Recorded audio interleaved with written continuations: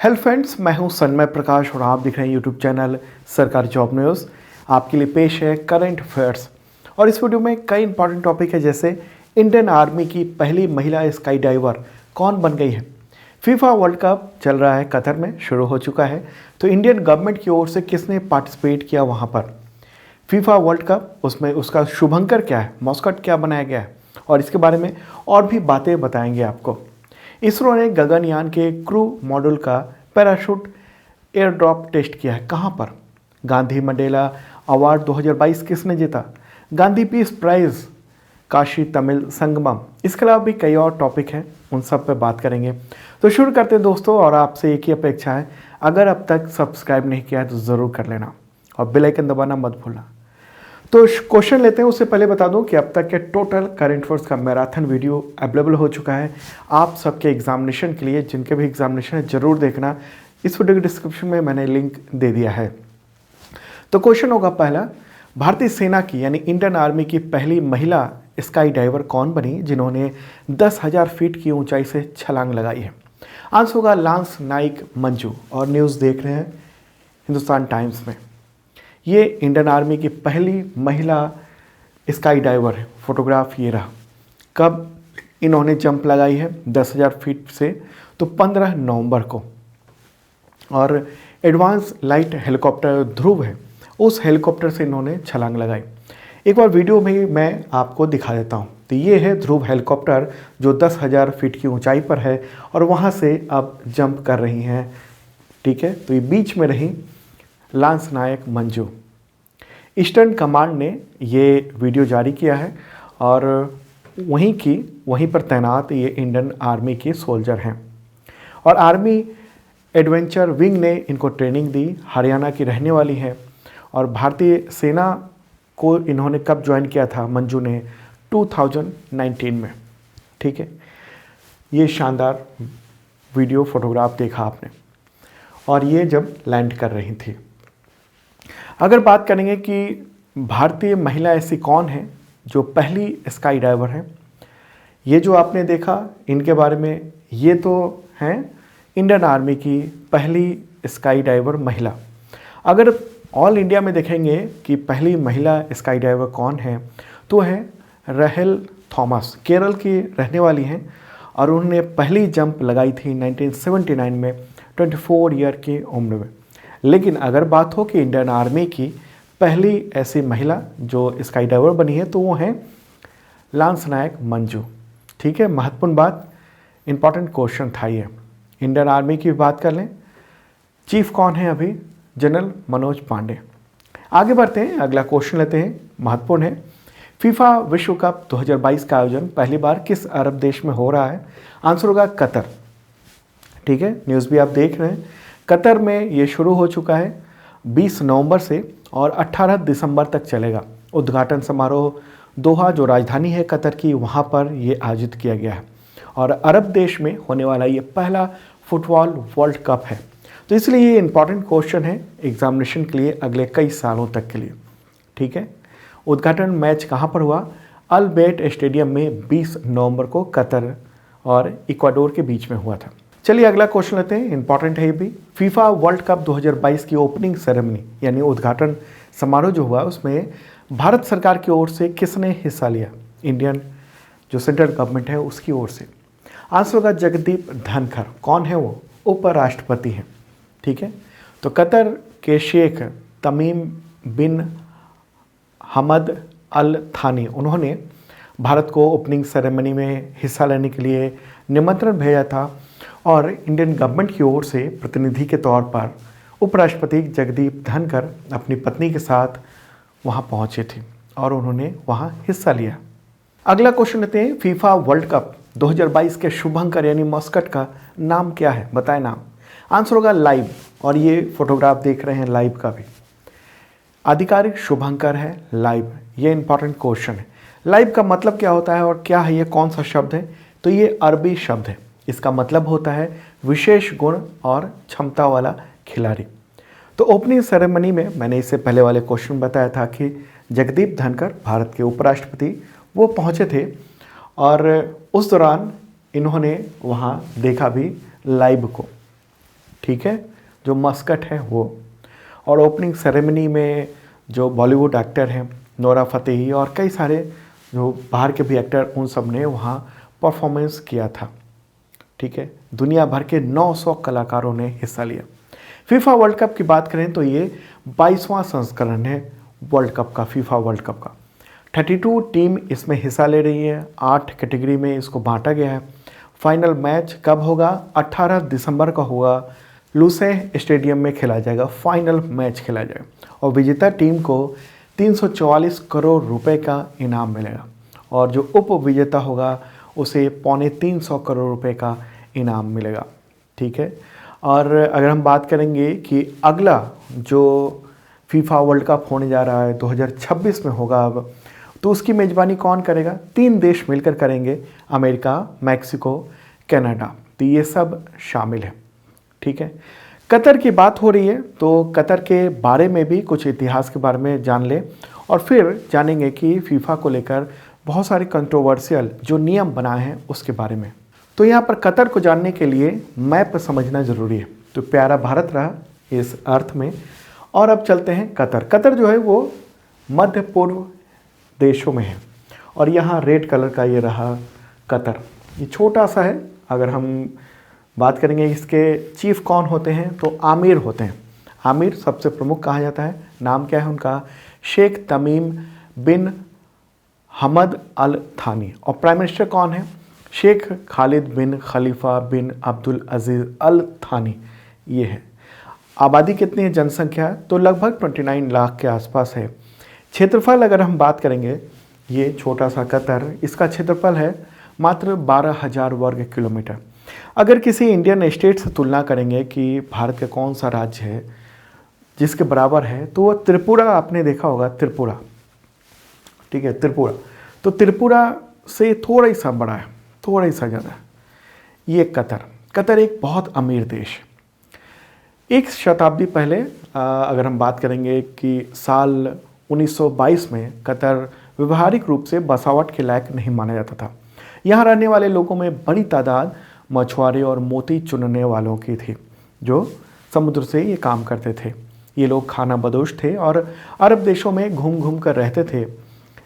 1930 से 1940 के बीच में दुनिया में जब भयानक आर्थिक संकट आया था, तब ये जो काम था यानी मोती चुनने का और दुनिया के देशों में भेजने का, मोती निकाल कर समुद्र से, सीप से, तो वो काम जापानी लोगों ने शुरू कर दिया था और फिर ये काम भी छिन गया था कतर के लोगों से। उस वक्त ऐसी ही स्थिति आई कि वहाँ पलायन सा हो गया था। इस तरह का था कतर।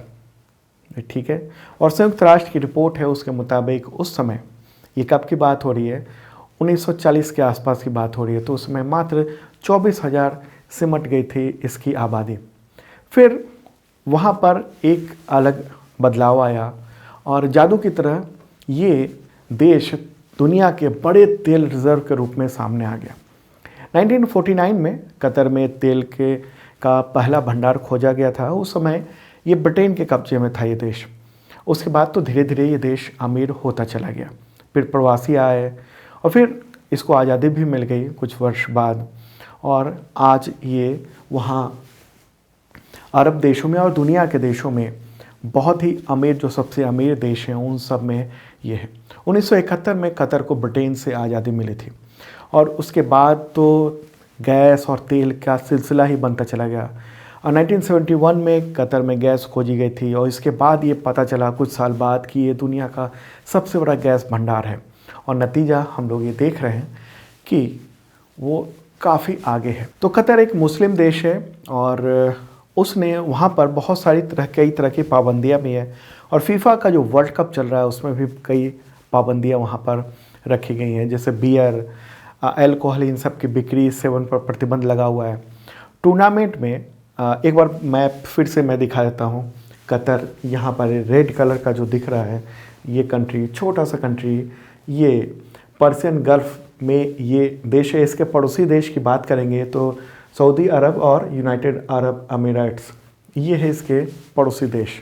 ठीक है, तो यहाँ जो फीफा वर्ल्ड कप चल रहा है तो उसमें बहुत सारी सख्तियाँ हैं। मुस्लिम देश है और उसकी जो अपने बहुत सारे नियम कानून हैं, तो उसको फीफा वर्ल्ड कप में भी लागू किया गया है।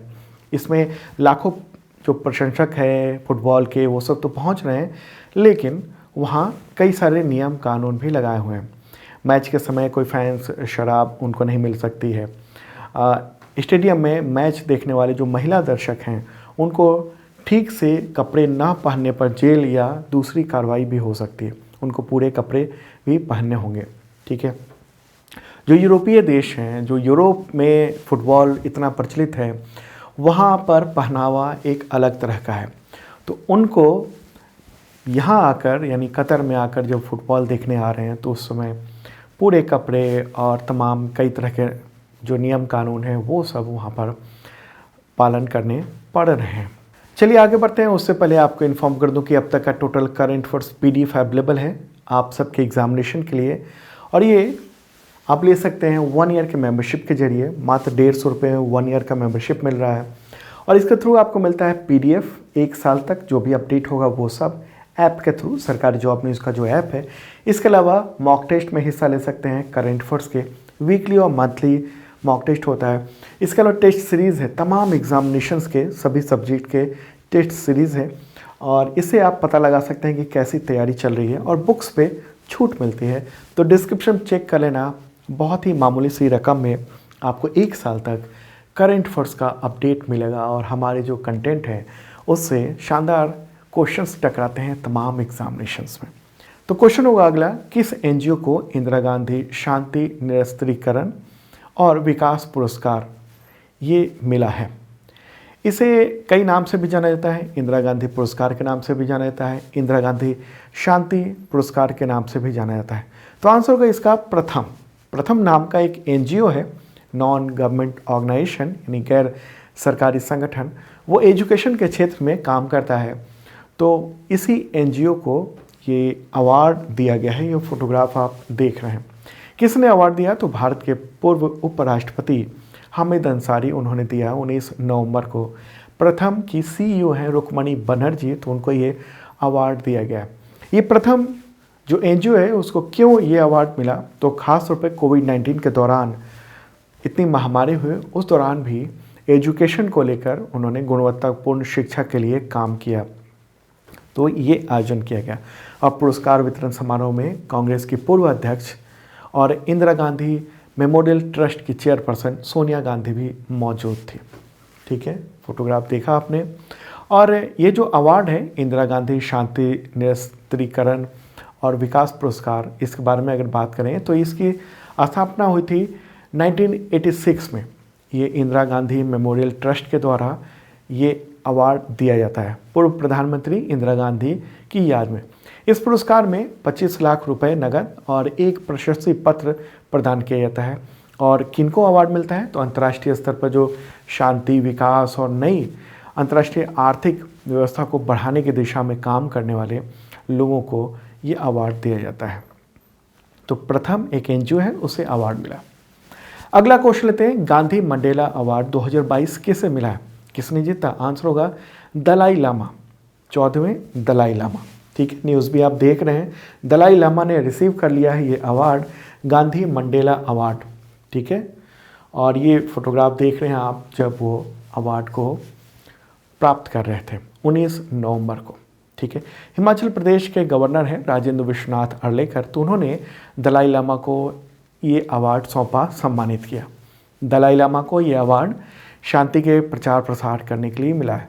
अगर बात हो गई कि गांधी मंडेला अवार्ड क्या है, तो ये केंद्र सरकार यानी भारत सरकार के द्वारा रजिस्टर्ड एक NGO है, और इसका गठन महात्मा गांधी और दक्षिण अफ्रीका के पूर्व राष्ट्रपति नेल्सन मंडेला, उनके जो अहिंसक मूल्य थे उनको बढ़ावा देने के मकसद से किया गया था। ये अंतर्राष्ट्रीय अवार्ड है और इसे गांधी मंडेला पुरस्कार के नाम से जाना जाता है, ठीक है। किसको अवार्ड मिलता है? जिसने शांति, सामाजिक कल्याण, संस्कृति, पर्यावरण, एजुकेशन, स्वास्थ्य सेवा, खेल, इनोवेशन, इन सब क्षेत्रों में काम किया हो, उन सबको ये मिलता है अवार्ड।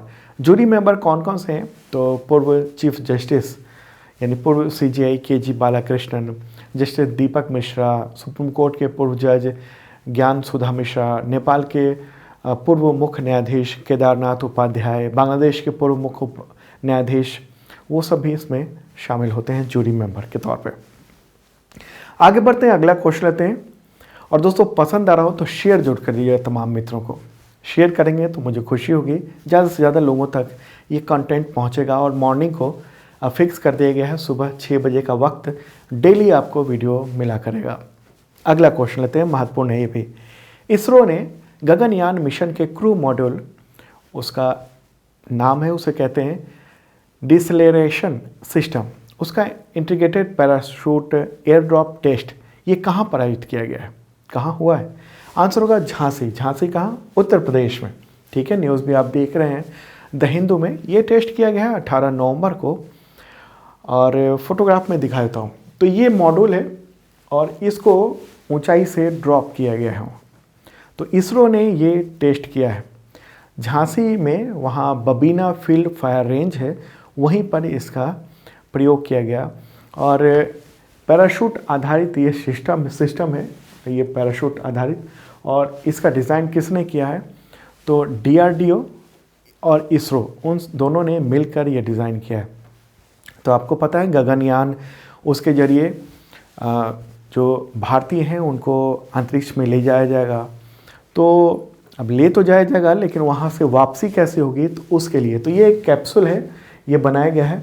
तो इसी में बैठकर वापस आएंगे और ये कैप्सूल इस तरीके से पैराशूट के जरिए नीचे उतरेगा, ताकि लैंडिंग के दौरान जो मॉड्यूल है उसको क्षति ना पहुँचे और अंदर जो बैठे हुए अंतरिक्ष यात्री होंगे भारतीय, उनको नुकसान ना पहुँचे।